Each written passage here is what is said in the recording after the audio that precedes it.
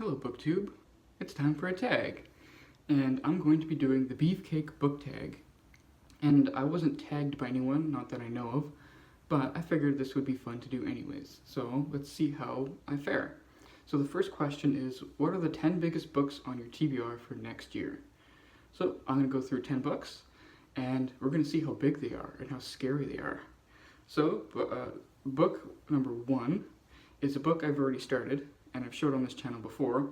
It is, let's see if I can lift it up here, it's so heavy, The Lagoon by Armand Marie Leroy, How Aristotle Invented Science.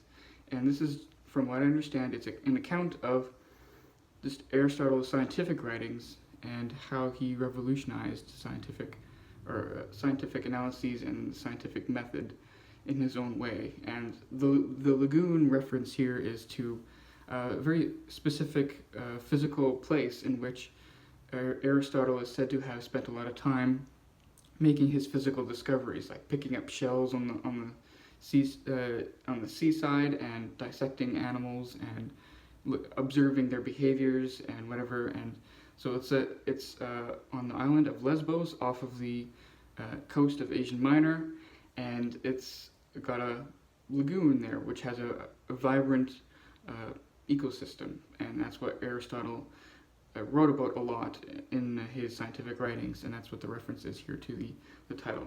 And this book is a whopping 613 pages. We're going to move on to the next one, book number 2. Book number 2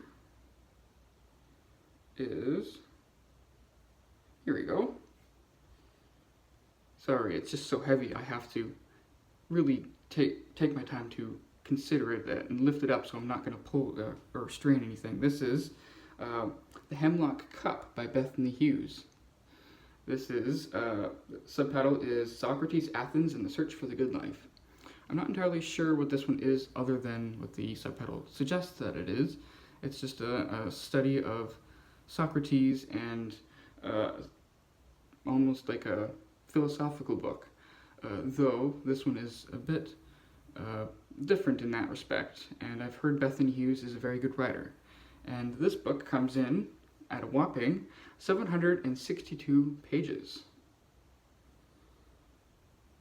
Then we move on to the next monstrous book. This one is a book that has gotten a lot of traction on BookTube last year. This one is War and Peace by Leo Tolstoy. This is the Signet translation, translated by Anne Dunnigan, I believe, and it's the famous tale of Napoleon's advance towards Russia, and just how the upper classes and whatnot, and all these wide array of characters end up reacting to this enormous social and political and military change in their lives. And this massive ebook comes in at a total of 1,292 pages. And then we move on back to nonfiction. This is a nonfiction work. Let's see if I can get it. It's just so heavy. This one is also going to be 1,000 pages. Oh, this is not going to work. So I'm just going to have to show you the brilliant cover art. This is Our Oriental Heritage by Will Durant. And this is book number 1 in his his enormous history of civilization. And it's in 12 volumes, or no, 11 volumes, I believe. And this is the very first one. This one tracks like our very earliest history, or what you would call, what we know of prehistory, and tracks it all the way to the age of classical Athens. But then he also goes into Chinese, Japanese, and Indian history, and Egyptian history as well. So it's the very first book in his series, and it comes in at a whopping 1,095 pages. And then we move on to the next book. This book is not going to be as long. It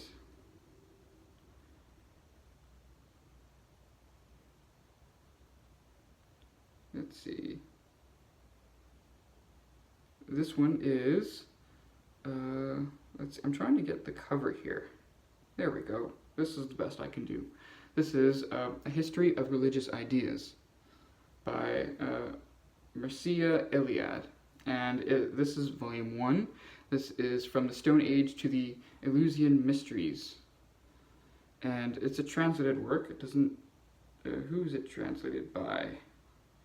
Translated by Willard R. Task. And this is the first book in a three-volume history of religious ideas. And this one is the very beginning. It progresses into the more familiar forms of religion, but this is the earliest forms of religion that we can know, from the Stone Age to the Eleusinian Mysteries. And this book comes in at a whopping 491 pages. And then we move on to another work of fiction. This one has a very nice cover. If I can only show you the cover. Nope, I can't show you the cover, but this will have to do. This is We the Drowned by Karsten Jensen, translated from the Danish by Charlotte Barsland with Emma Ryder. We the Drowned. And it's from what I understand, it's a book that tracks the certain town, or at least like a seaside town, and their interaction with the sea, and all the different historical intrigues of these families living by the sea, and how they go through the generations. And that's really all I know about this work, other than it has a beautiful cover, which I unfortunately cannot show you, but this is the best I can do. And this comes in at a whopping 595 pages, so not bad.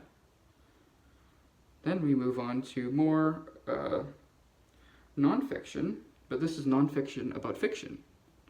Getting a little meta there. Let's see.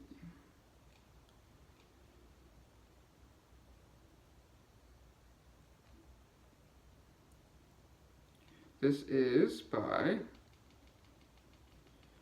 come on, here we go. Wayne Booth. This is The Rhetoric of Fiction. This is the second edition. Wayne Booth, Rhetoric of Fiction. This is all I know is what it purports to be, just an analysis of what fiction is, and the structure of the novel. And it comes in at a very impressive 662 pages. And then we get to another monstrous chunkster, though this one is, I believe, stretched out, which I'll explain why. This one is quite big. All the blurbs. There we go. The cover. This is Home Comforts by Carol Mendelsohn. And this is a subtitle, The Art and Science of Keeping House. And this strikes me as quite fascinating, because it's not something I usually would have picked up, but the premise sounds very interesting, and I'm very curious about what I'll learn in this kind of book like this. And it's exactly what that is. It's about housework, about doing laundry, about taking care of your living space, and how you can do that optimally, and taking advantage of your living space for the best. So like dust and dust mites, closet, the temperature, even cooking seems to be touched on here, and it just seems to be and I like the idea in the subtitle here, the art of keeping house. So the art and science. So it's not just a bunch of chores that you have to do. It's also something that you can learn to do in order to love your living space. And I like that premise. This comes in at an enormous 1,327 pages, but I'll say that is stretched out, because this has a lot of images that I believe, and in an e-copy, you'd have to do one image per page kind of thing, while I'm sure in the actual physical copy, a lot of those images would be on one page, so it stretches out the length, because I believe the physical book is not nearly that big. It's not bigger than War and Peace, I'll say that. Then we move on to my last two books. My last two books, we have two works of nonfiction. Let's go with this one here. This one I don't need to fight with, so I can show you right away if my e-reader will cooperate. There we go. This is The Age of Surveillance Capitalism by Shoshana Zuboff. And the subtitle is The Fight for a Human Future at the New Frontier of Power. And what I understand is this is an analysis of the internet, or at least the idea of the internet and how it tracks our activity and how it works in the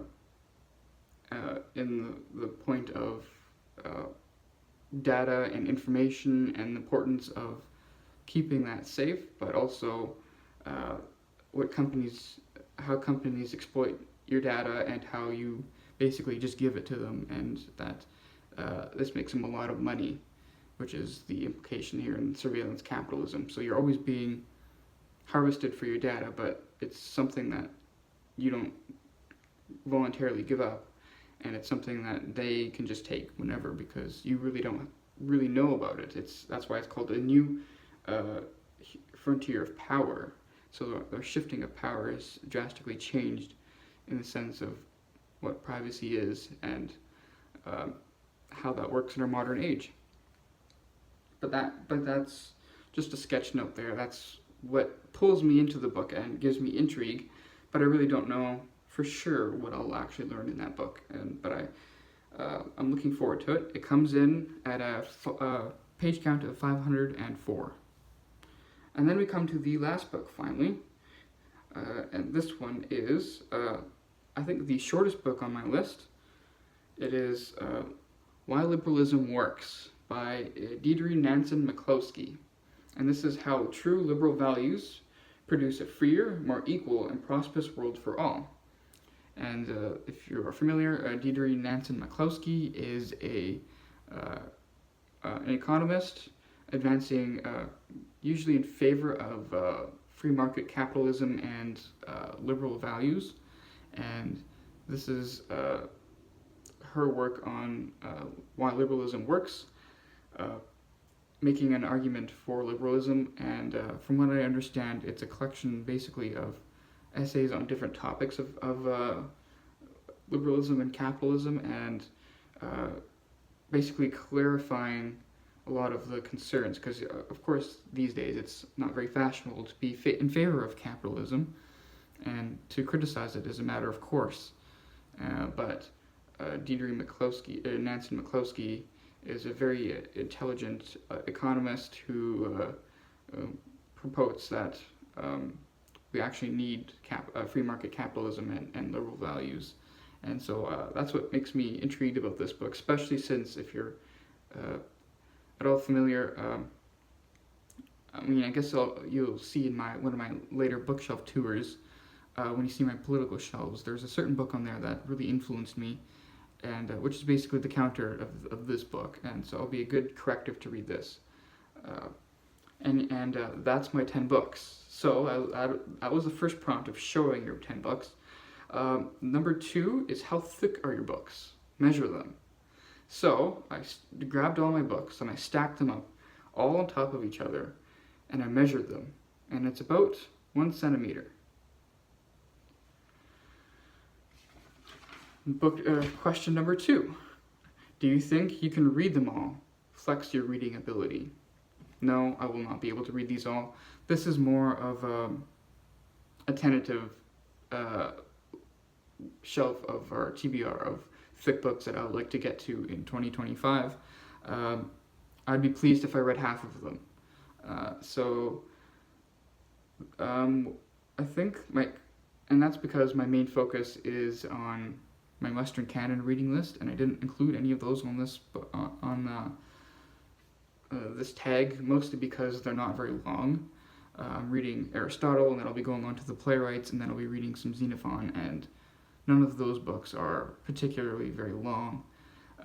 But I'll also be reading secondary works on these books, and the only one that of those secondary books, nonfiction books that I've actually mentioned, is the Hemlock Cup, which touches on Socrates and the good life and Greek philosophy. So that'll and then of course the one on Aristotle. So that one, those two, you can fairly certain that those ones I'll get to, but the rest are all wishful thinking, and hopefully if I do get to them, then I'll be glad. Number 4 is how many pages are they? So the total of these pages is 7,782, and the average is around 778 pages per book. Do you even lift, bro? Not only so you have to lift your stack, and I know I lifted my stack before when I showed you just how thick my stack is. I'm gonna show you that I can lift it freely with one hand. Isn't that amazing? One hand, I can lift 7,782 pages worth of books. Though I have a lot more books on this e-reader than that. I'd probably have probably 10 times that amount in pages on here, and I'm still lifting it with one hand. So, and that's just how I lift. It's just amazing. And now you have to tag some people. And I'm going to tag Steve Donahue. He brags that he's a dude bro weightlifter. So let's bring it on. Let's see if he can lift. Do you even lift, bro? Steve Donahue. Anyways, that's it for this tag. It's probably one of my shortest videos ever, and that's probably a good thing. Thanks, BookTube.